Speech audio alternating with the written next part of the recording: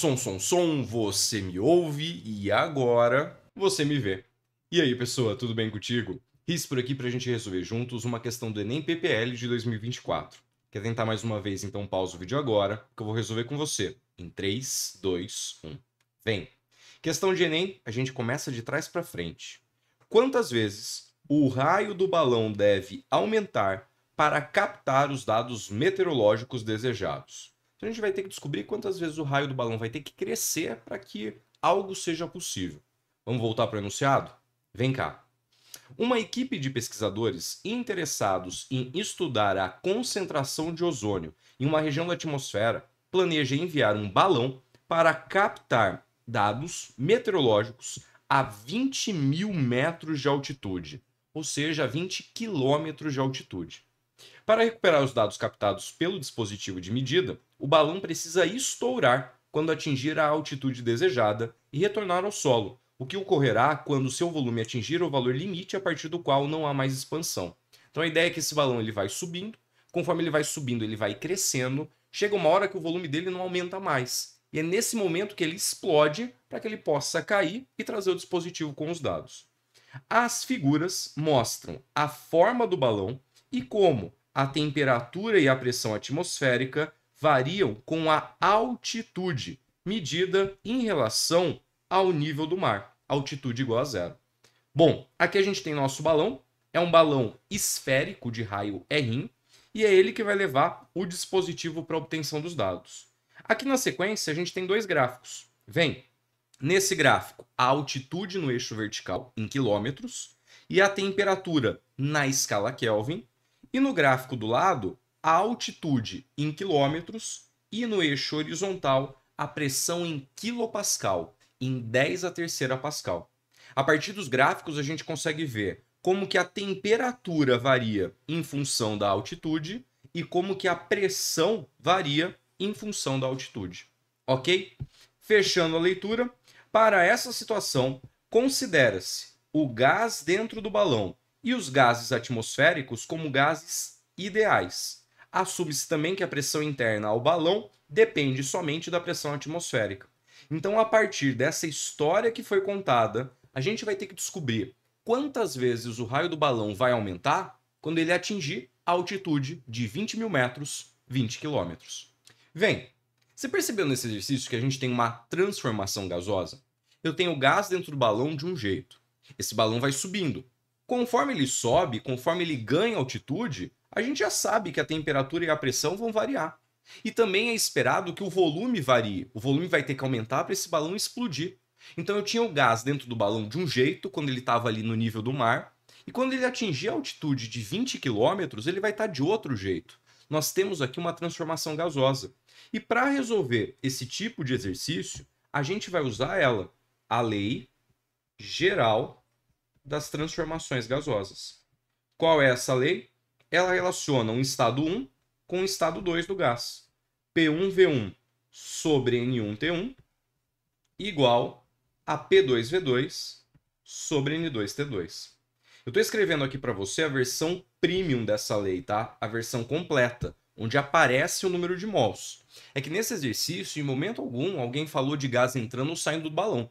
O gás vai sair na hora que explodir, mas até explodir, o número de partículas que está ali dentro é o mesmo, é constante. Então a gente pode se permitir vir aqui e sumir com o número de mols. A gente cancelou o número de mols dos dois lados e ficou com que, talvez carinhosamente, você tenha aprendido como PVT, Povotop, PVET, relacionando os dois estados do gás. Vamos agora ver quais são esses dois estados? Vem cá. A gente tem um estado 1, que é do balão, quando ele está a nível do mar. Nosso estado 1, nível do mar. Ou seja, altitude igual a zero. Vamos olhar para os gráficos e pegar as informações para essa altitude?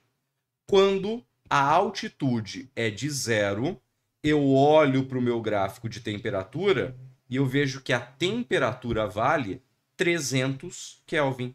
É esse ponto que está aqui. E quando a minha altitude é zero, eu olho para o meu gráfico de pressão e vejo que para essa altitude a pressão é de 100 kPa. Então, para o estado 1, a gente tem uma pressão de 100 kPa, uma temperatura de 300 Kelvin e o volume do gás aqui, não faço ideia de qual seja, vou chamar de V1. Vamos agora analisar o estado 2? O nosso estado 2, o balão subiu e agora ele está a 20 km de altitude. Então a gente está falando aqui, ó, de uma altitude de 20 km. 20 km é a mesma coisa que 20.000 metros, ok? Bom, para essa altitude, vamos olhar o gráfico? Para uma altitude de 20 km, qual vai ser o valor da temperatura? O valor da temperatura vai ser 240 Kelvin. E para uma altitude de 20 km, o valor da pressão reduziu bastante, hein? Vai ser uma pressão de 10 kPa. Então, olhando para o gráfico, a gente tira essas informações aqui. No estado 2, a pressão é de 10 kPa. A temperatura 2, 240 Kelvin. E o volume, na situação 2, não faço ideia de qual seja. Os ingredientes estão postos. Vamos levar essas informações lá para cima, porque a gente vai precisar de espaço depois para fazer a parte 2 do exercício. Vem cá, ó. Nossa lei geral está aqui. E agora que a lei geral está ali, eu vou substituir as informações. A gente vai ficar com P1. P1 vale 100 vezes o volume 1 sobre a temperatura 1, 300. Do outro lado, a pressão 2, 10. O volume 2 sobre a temperatura 2, 240. Repare comigo, tá? As temperaturas já estão na escala Kelvin, a gente não precisa mexer em nada. E se eu colocar pressão em quilopascal de um lado, com pressão em quilopascal do outro lado, não tem problema nenhum. As unidades estão alinhadas. Olha o que dá para fazer aqui. A gente simplifica 0, 0, 0, 0, 0 com 0. E nossa conta está assim, ó. 1 vezes V1 é V1, sobre 3, é igual a 1 vezes V2, V2, sobre 24. Se eu jogar o 24 para o outro lado multiplicando, V2 vai ser 24V1 sobre 3.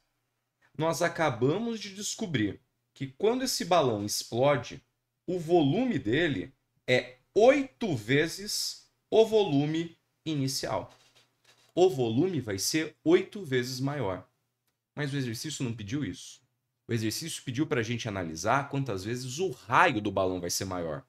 Essa é a parte 2 do nosso problema. Bora lá! Eu deixei marcado aqui em cima a relação entre os volumes final e inicial. O volume final é 8 vezes o volume inicial.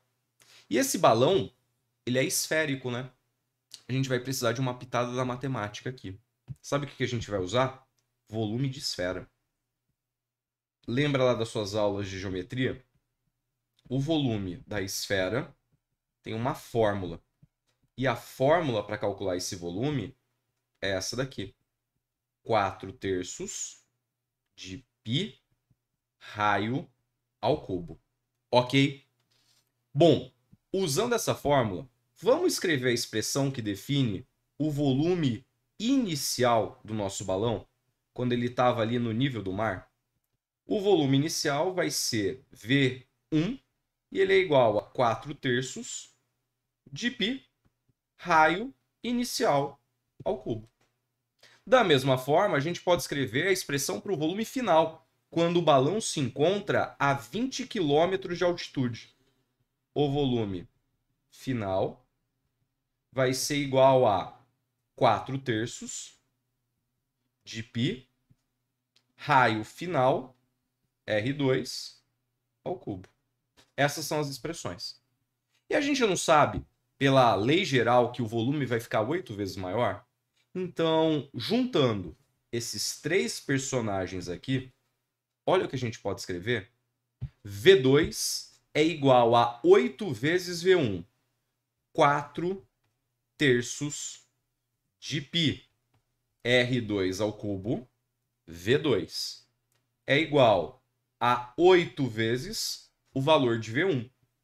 4/3 de π raio 1 ao cubo. Aproveita, tá? seu momento de sair cancelando. 4/3 com 4/3, π com π.